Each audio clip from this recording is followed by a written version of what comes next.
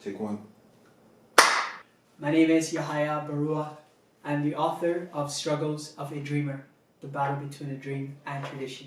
I was born in Nigeria in 1988. When I was growing up, I never thought that I would become an author. Perhaps it was not even on my mind at any point. You know, when I was a kid, I think I perhaps dreamt that I wanted to become a doctor. That was like the go-to profession. Eventually, I realized that, you know, I actually wanted to be an entrepreneur and I really want to write a book. So I started out with the goal in 2001 to write a book as a way to inspire 1 million people with the courage to take a chance on themselves. I mean, getting somebody to say my dream is possible and today I will make a start towards it.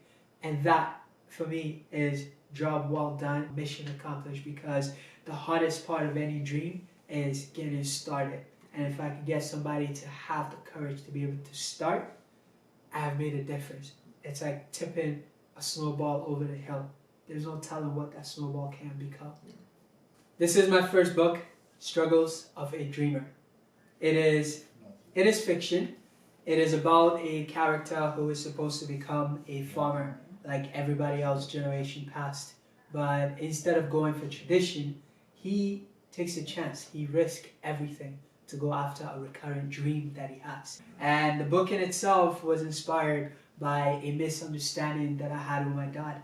You know, I was in my second year at York University, and my dad, he thought I was going to abandon my schooling to go and write a book. My dad, having misunderstood what I said to mean I'm just going to write a book and not go to school, he came to my room and all he said was, "Yahaya, you must go to school." And he just walked away. And I misinterpreted what he said to me. I don't support you in the writing of a book. So having become upset and resentful towards who I thought my dad was being, I wrote the book in secret while I kept going to York and I graduated. And it was from there that the book was born, Struggles of a Dreamer, the battle between a dream and tradition. A story that we can all relate to in one form or the other, because there comes a time in life where we're often forced by a way of circumstance to have to take a leap of faith, a chance, where the landing is never predicted, but we have to take that chance anyways. For the character to be able to push forward, he had to remember where he came from. And for myself, it's the same thing. The essence of taking a faith step, a leap of faith, is having faith. And it's something that is inevitably intertwined in the story of the immigrant. You know, if you are going to take a chance and go to a different country, leave everything that you know behind, all you see because of faith is a step that you can take in front of you. The troubles will come, yes, but the troubles, they come to shape you, they come to prepare you for your even bigger and greater breakthroughs that are to come. You know, for me, when I first started, it was very difficult. And in some regards, it still is, but it's a lot easier than it was when I first started. Having decided that I wanted to write a book, I didn't know at the time what to write about. So my dad and I had that misunderstanding. I got the idea and it became the premise. Kid wants to go for his dream, his father says no. And there's that emotional charge around it. So I was able to infuse all that anger, the resentment towards who I thought my dad was being, to write the story the way that I had envisioned the story. But out of that came the healing that I needed to be able to understand that my dad wasn't against my dream. My dad was just being a dad, coming from the point of view of an immigrant who has sacrificed so much. Coming from that, the burden of having done so, and to hear your kid saying, I may not want to finish school, when school is the avenue through which a lot of opportunities open up, it's a big no-no. So that, you can imagine how hard it must have been for my dad. And coming from the Nigerian culture, is not necessarily a two-way conversation. You're my son, you're doing as I say. That's it. There's no conversation about it. And that's just the conversation that I had with my dad. It was very brief, but it was also very impactful. And it taught me a very important lesson: to communicate, but more importantly, to listen to your gut. Because if I didn't take that step to write that book, I would be regretting it. I wouldn't know where life would take me. Yes, I may have engaged in a different path, but that path may not have been right for me. Being an entrepreneur was an avenue through which I believe I'm able to make a greater difference. And to make a difference, it takes money, it takes influence, and I really strongly believe that as an entrepreneur, you can have both. Having written my book, I decided every single person on Forbes' list started their own thing or they inherited something that somebody else started. You have to own your stuff. You have to own it no matter what. It's very important. So I struck out from the very beginning on my own.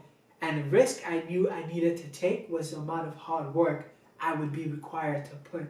And I was committed to do that from day one. I worked as a security guard for about 8 months to save up the money I needed. So I hired freelancers, cover designer, layout, book editor, all professionals doing exactly what they do for a living.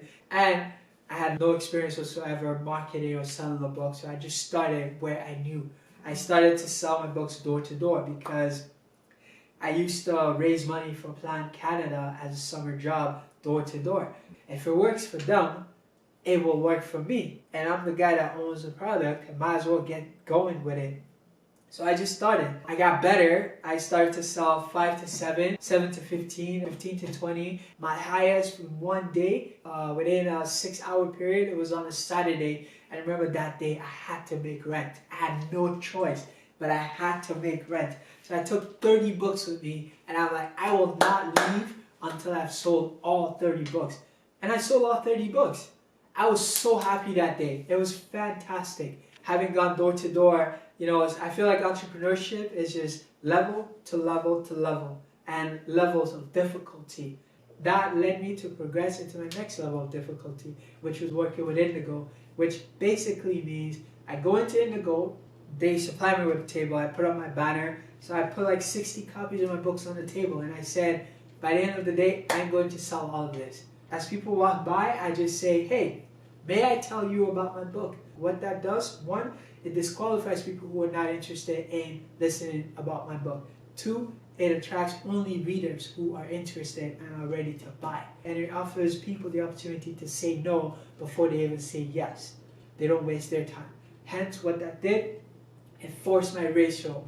I started to sell 1 in 2 people, 1 in 3 people. And sometimes, on a really good day, every single person buys my book. But obviously, no is inevitable. Would I consider myself someone who has made it? My answer is no. I am grateful for where I'm at right now and I'm grateful for where I'm going. I have to maintain the mindset that I am always in the process of getting better. And that is the only way I believe I will progress. Where I see us going in the future, my goal is to continue to bring to my readers the best possible fiction they have ever read that I can offer them. Again, to inspire people with the courage to take a chance on themselves, to do what they are afraid to do starting today, that tomorrow they can avoid the regret. One lesson that I want to share, the power of persistence. Doesn't matter how strong or how beautiful or how talented or whatever. It doesn't matter what you think you have. It is a great equalizer. If you can persist, you can win. And when you persist, when you don't give up, you learn how to become better. You learn how not to fail so much, and you get to become more and more successful. And that's something I've learned so far, and that's something that, by the grace of God, I've been able to keep on applying to what I'm doing. My name is Yahaya Baruwa. I'm the author of Struggles of a Dreamer, and I'm the president of Tapestry House Publishing. Strugglesofadreamer.com.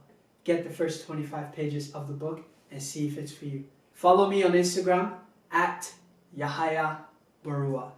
God bless you, and may all your dreams come true. And remember, you matter.